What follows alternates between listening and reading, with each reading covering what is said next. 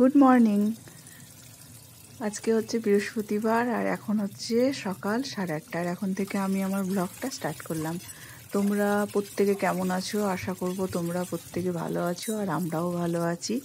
তো এখন সকালের রান্না বলতে টিফিনটা আমার হয়ে গেছে। আলুর দম হয়েছে আর রুটি। আজকের এই টিফিন দেবো ওদেরকে, তারপরে রান্না বান্না চলছে এই আর কি।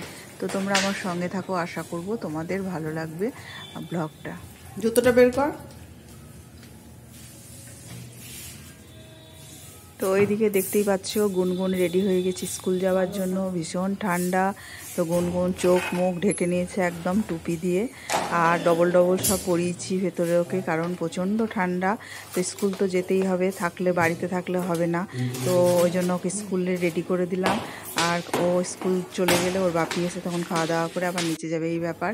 তো আজকে বৃহস্পতিবার, তো সবাই চলে যাওয়ার পরে আমি স্নানটা করে নিলাম। স্নান কোনো দিন বাদ দিচ্ছি না এই ঠান্ডায়, প্রত্যেক দিন স্নান করছি, কারণ স্নান করার পরেই আমার একটু ঠান্ডাটা কম লাগে।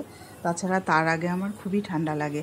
তো স্নান করে এসে এই জামাটা ধুয়ে রেখেছিলাম, আজকে পুজো করব বলে। কয়েকদিন ধরে এই নাইটিটা পরিনি, যে এটা পরবো তাহলে ঠান্ডা না দিয়ে আমি পুজোটা করব, কারণ বৃহস্পতিবার ঠাকুর ঘরে অনেক টাইম লাগবে। আর রোদ তো একদম ফোটেনি, এক ফোঁটা রোদের মুখ দেখতে পাচ্ছি না আর কি।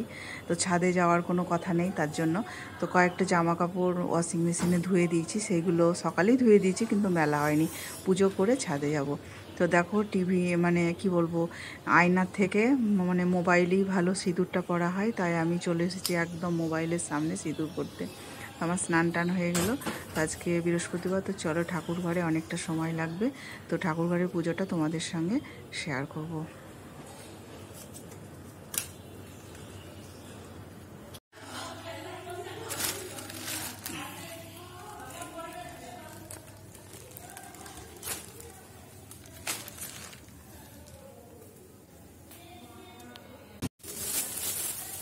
মানে খড়িমাটি অনেক দিন থেকেই ছিল না, অল্প ছিল আর কি, তো আজকে নিয়ে এসেছে।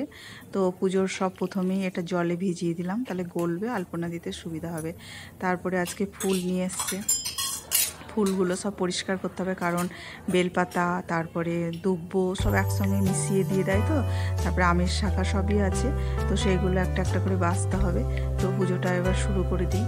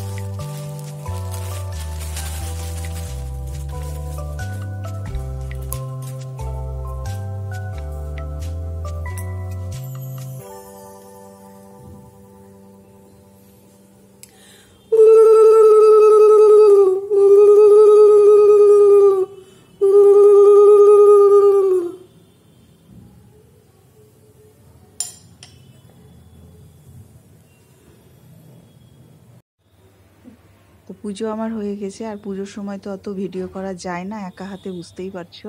তার জন্য পুজোর পর তোমাদেরকে পুরো ঠাকুরটা এক ঝলক তোমাদেরকে একটু দেখিয়ে দিলাম আমি কিভাবে সাজিয়েছি আর কীভাবে আজকে পুজো করেছি, এই আর কি।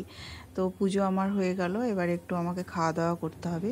তারপরে তো আজকে ছাদে যাইনি, যেহেতু রোদ নেই, তাই রোদের আশায় যাই ছাদে। তো আজকে যেহেতু রোদ নেই, একবার গিয়েছিলাম, দিয়ে জামা কাপড়গুলো মেলে দিয়ে চলে এসেছি। তো দেখো এই যে এইগুলো একদম পরিষ্কার করা হয় না। গুনগুনের স্টাডি টেবিলটা, ড্রেসিং টেবিলটা প্রচণ্ড এলোমেলো হয়ে আছে আর ধুলো পড়েছে। ঠান্ডার জন্য কিছু করতে, ঘরের কোনো কাজ করতে ইচ্ছে করে না। খাওয়া দাওয়া রান্না, ব্যাস এইটুকুই। আর ছাদে গিয়ে বসে থাকা, তারপরে এসে আবার কম্বলের মধ্যে ঢুকে যাওয়া, এই আর কি। খাবারটা না করলে না, তাই সেইটুকু করতে হচ্ছে। তো মানে যতটুকু দরকার ততটুকুই করি। গরমে যতটা বেশি বেশি করে কাজ করা যায়, যতই গরম লাগুক তাও কাজটা মনে হয় বেশি ভালো হয় শীতের থেকে। যেমন ধরো এই যে টেবিল, ড্রেসিং টেবিল, এগুলো ঘরের মধ্যে বসে বসে পরিষ্কার করি, কিন্তু এখন তো খাওয়ার পরে আর ঘরেই থাকি না, ছাদে উঠে বসে থাকি। তাহলে এগুলো পরিষ্কার করবো কী করে? আর ছাদ থেকে নেমে এসে যেটুকু প্রয়োজনীয় কাজ থাকে সেইগুলো করতেই হয়, যেগুলো বাধ্যতামূলক করতে হবেই, আর না গোছালেও চলবে। এগুলো যেমন দেখো পড়ে একদম ভর্তি হয়ে গেছে, এগুলো কতদিন যে পরিষ্কার, শীত পড়ে থেকে এগুলো আর পরিষ্কার করা হয়নি। তো আজকে যেহেতু ছাদে বসে নাই, ঘরের মধ্যে আছি, তো শুতেও ভালো লাগলো না, তো এই জায়গাটা একটু পরিষ্কার করতে লেগে গেলাম।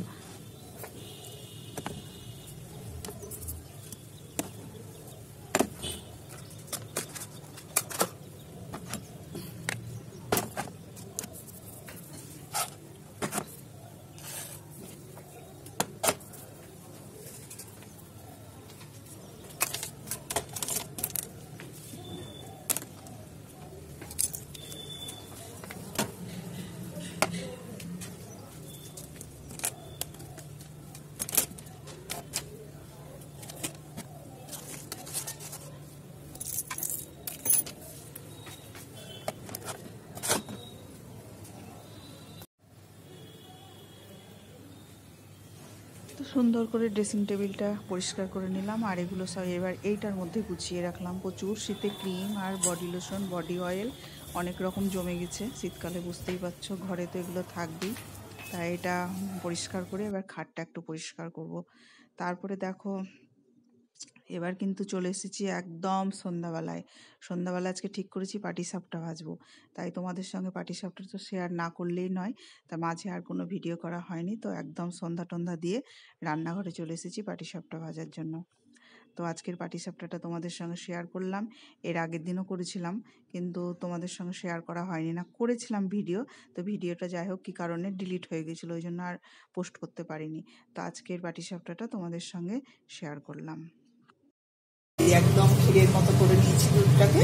তো এখন আমার সব কাজ রেডি হয়ে গেছে, এখন আমার একটাই কাজ বাকি আছে, পাটিসাপটাগুলো ভাজতে হবে। তো এখন বাজে সন্ধ্যে 8টা। তো আমি এখনই শুরু করে দিই ভাজাভুজি, কারণ আমি একদম রেডি করে নিয়েছি, দেখতেই পেয়েছো। দেখো সমস্ত কিছু রেডি হয়ে গেছে, দুধও রেডি হয়ে গেছে, দুধ তো না একদম ক্ষীর পাটিসাপটা রেডি করে নিয়েছি। এই যে তা বসিয়ে দিয়েছি, ধরিয়েও দিয়েছি, এই যে একটু তেল দিয়ে দিয়েছি। এবার আমি একটা একটা করে দিব আর ভাজবো। তো চলো শুরু করে দিই।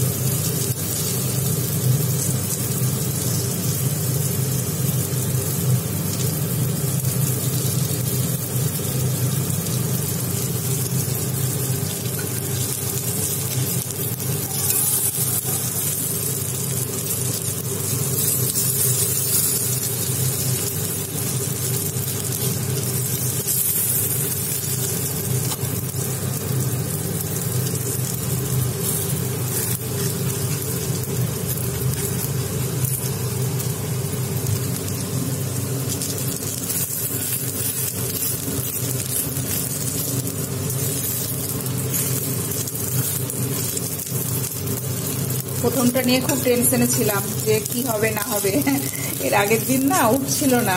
তো যাই হোক প্রথমটা খুব সুন্দর হয়েছে, আর তাহলে প্রথমটা যখন ভালো হয়েছে এরপরে এগুলো সুন্দর হবে।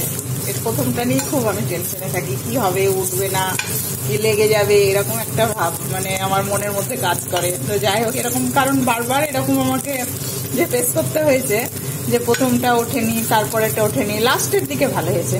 তো যাই হোক এবার প্রথমটা খুব ভালো হলো, আমার খুব ভালো লাগলো তার জন্যে।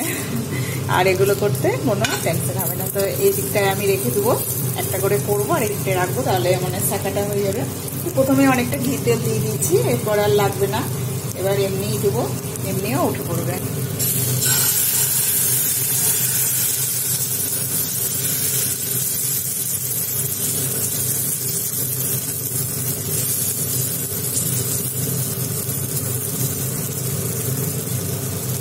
পরিমাণটা ঠিকঠাক দিলে এই যে তুলতে অসুবিধা হয় না। পরিমাণটা আজকে আমার ঠিকঠাক হয়েছে, ওই জন্যই মানে উঠে গেল সুন্দর।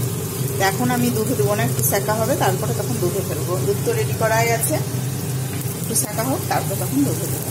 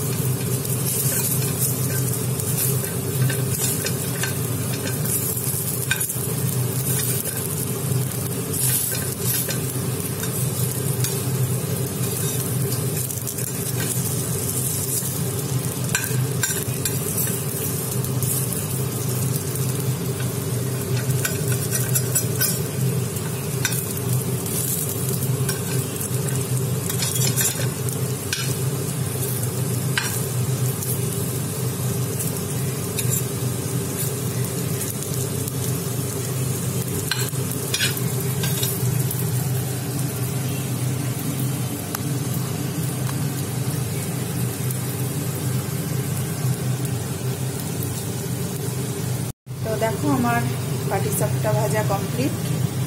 এই যে কি বলবো, এটা আমি নাম দিলাম ক্ষীর পাটিসাপটা।